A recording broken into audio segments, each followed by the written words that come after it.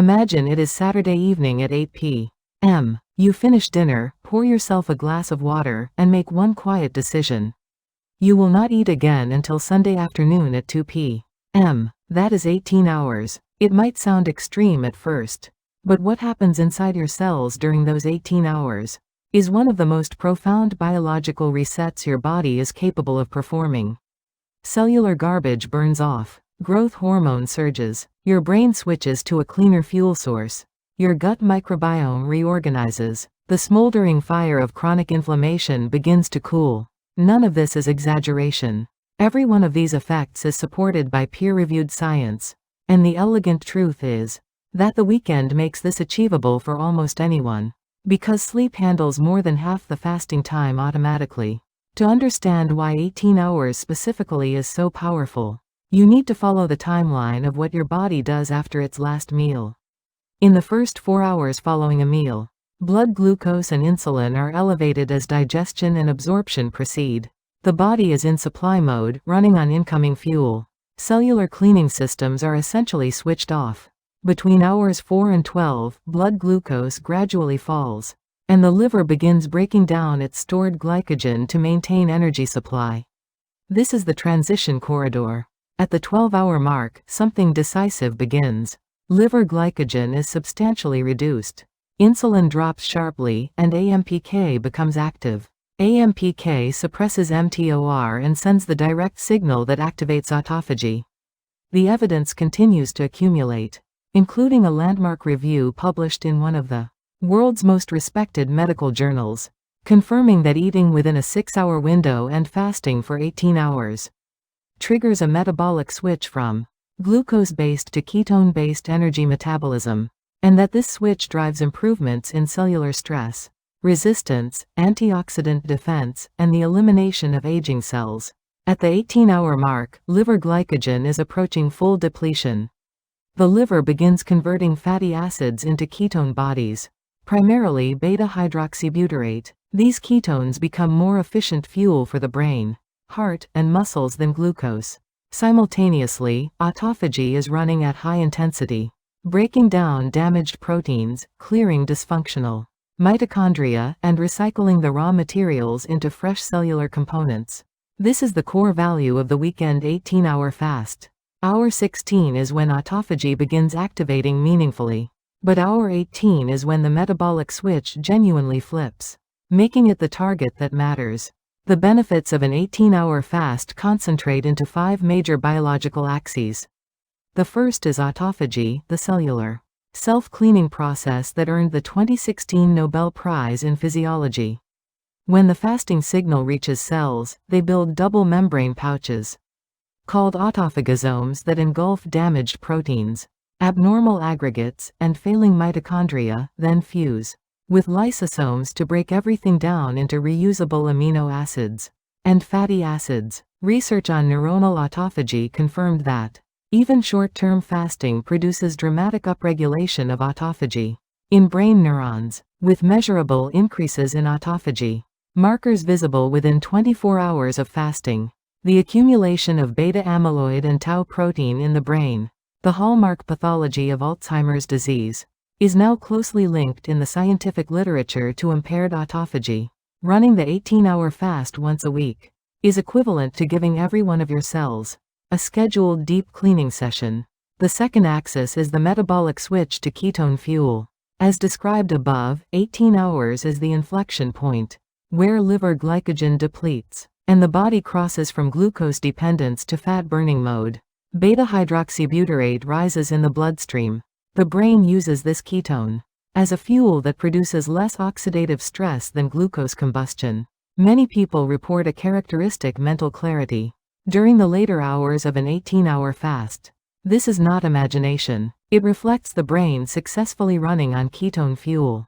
For the first time in the week, insulin falls to baseline levels, which simultaneously enables fat release from adipose tissue and improves insulin sensitivity. A comprehensive umbrella review of intermittent fasting outcomes found that fasting is associated with significant reductions in waist circumference, fat mass, LDL cholesterol, fasting blood glucose, and blood pressure, with high-quality evidence Supporting these outcomes, the third axis is the growth hormone surge, the fear that fasting destroys muscle mass is one of the most persistent misconceptions in nutritional science. Research has repeatedly shown the opposite. A clinical study published in 2025 found that a 24-hour water fast significantly raised growth hormone levels, and that this effect was independent of weight loss, meaning the hormone response is a direct physiological consequence of fasting, not a side effect of losing weight. Growth hormone stimulates protein synthesis, accelerates lipolysis, and actively preserves lean muscle tissue during fasting. Your body during an 18-hour fast is not in a muscle-wasting state. It is in a fat-burning, muscle-preserving, growth hormone-elevated state. What matters is ensuring adequate high-quality protein in your first meal. After the fast concludes, the fourth axis is gut microbiome reorganization. Your gut contains approximately 38 trillion microorganisms, and the diversity and balance of that ecosystem influences your immune function, metabolic health, and brain chemistry through the gut-brain axis. A systematic review of intermittent fasting and gut microbiota found that fasting can improve microbial richness and alpha diversity. Multiple studies have confirmed that fasting increases populations of beneficial bacteria including Lactobacillus, Bifidobacterium, Faecalibacterium prausnitzii, and Akkermansia muciniphila, giving your gut 18 hours free from the task of processing. Incoming food allows the gut lining cells to repair, reduces intestinal permeability, and creates conditions in which beneficial strains can expand their populations. The fifth axis is chronic inflammation reduction. A study examining time-restricted eating found that it significantly reduces TNF-alpha and leptin levels, two key pro-inflammatory signaling molecules. Meta-analyses have confirmed that CRP and other inflammatory markers can be effectively lowered through intermittent fasting protocols. The mechanism connects directly to insulin. When insulin falls during a fast, inflammatory cytokine output from fat tissue is suppressed and the systemic inflammatory burden decreases.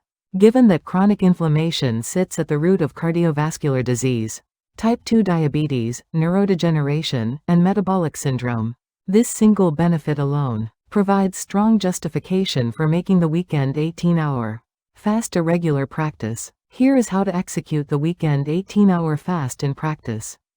The most realistic structure for most people is dinner to late lunch. Finish your Saturday evening meal at 8 p.m. Your 18-hour fast ends at 2 p.m. on Sunday. If you sleep 7 to 8 hours overnight, sleep automatically handles more than half of the fasting window. The hours you actually need to consciously navigate are roughly 2 to 3 hours before sleep and 6 to 7 hours after waking.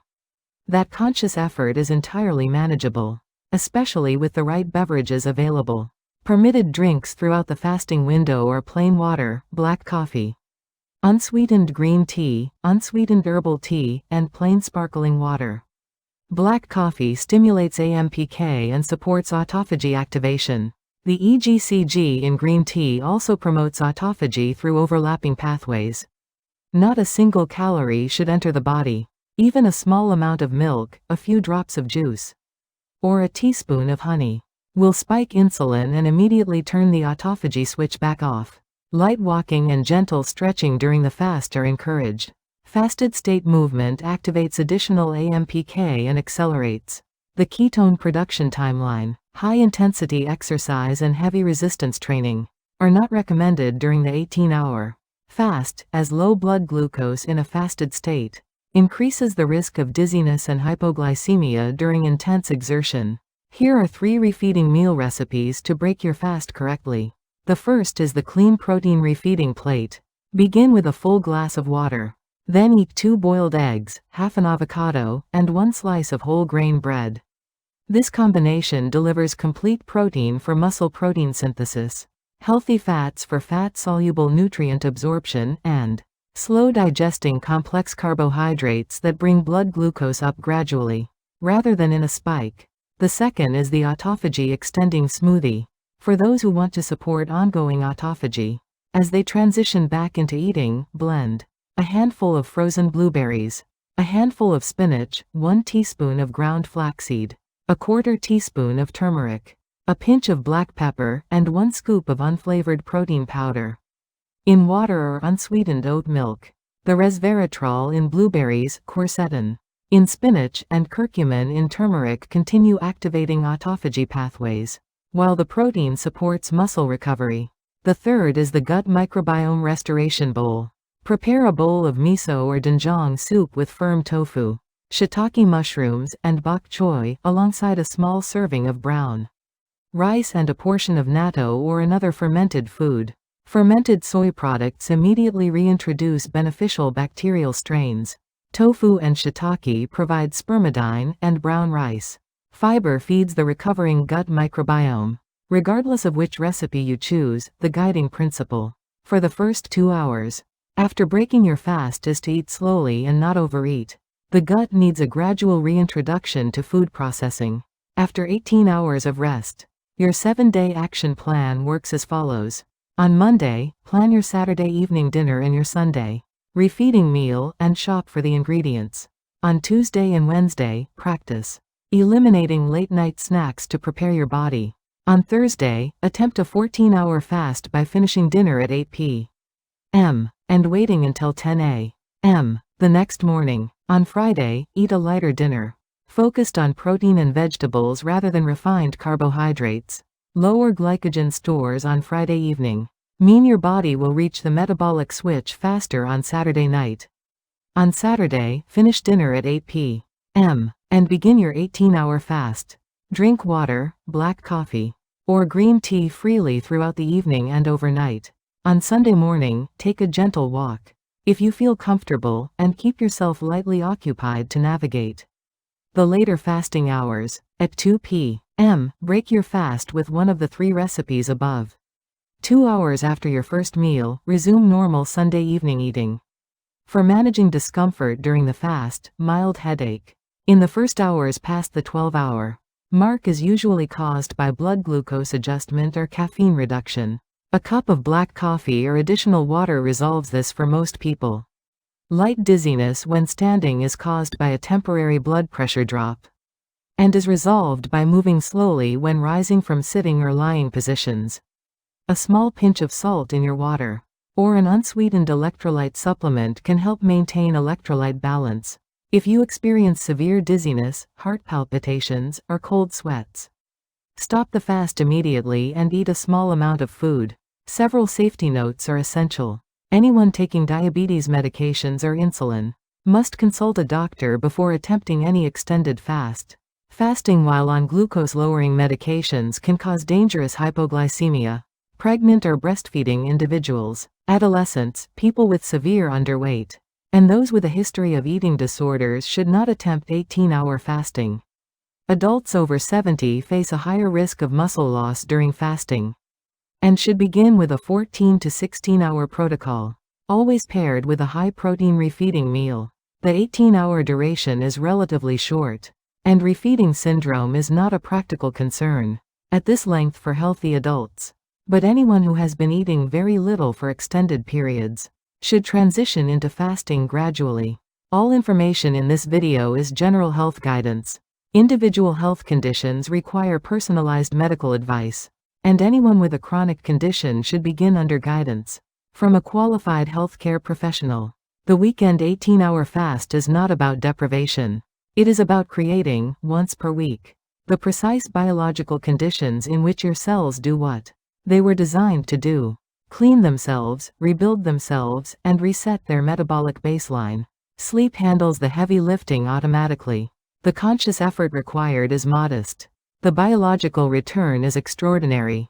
One evening to the next afternoon, once a week. That is the window in which your body resets itself at the cellular level.